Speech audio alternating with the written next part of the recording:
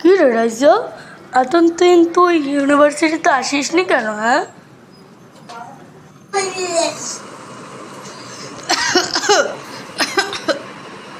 আরে বন্ধু বলিস না, আমার তো অনেক অসুস্থ। আমি জ্বর, ঠান্ডা, কাশি সব কিছু মিলিয়ে আমি অনেক অসুস্থ, তাই আমি ইউনিভার্সিটিতে আসতে পারিনি। আরে বন্ধু, আমিও তো প্রথম 2 দিন স্কুলে ইউনিভার্সিটিতে আসতে পারিনি। আমারও তো অনেক জ্বর ছিল, কাশ ছিল। এখন সবারই সতর্ক থাকতে হবে। এই ঘরে ঘরে কাশ লেগে আছে, জানোস? আমাদের বিল্ডিংয়ের সবার জ্বর, কাশ, ঠান্ডা। হ্যাঁ বন্ধু, ঠিক বলেছিস। সবার অনেক সতর্ক থাকতে হবে আমাদের, না হলে এখন অনেক সবার খারাপ অবস্থা। আমাদের শরীর আর সুস্থ হবে না, অসুস্থতাই থাকতে হবে। বন্ধু, আমাদের সুস্থ থাকার জন্য কয়েকটা নিয়ম মানতে হবে। নিয়মগুলো মানলেই আমরা সুস্থ থাকবো।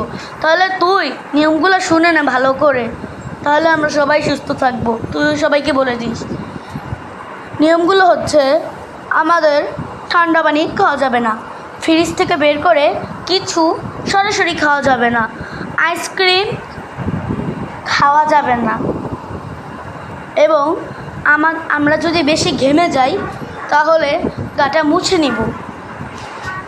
এই নিয়মগুলো মানলেই আমরা সুস্থ থাকতে পারবো, আর না মানলে আমরা অসুস্থই থাকবো।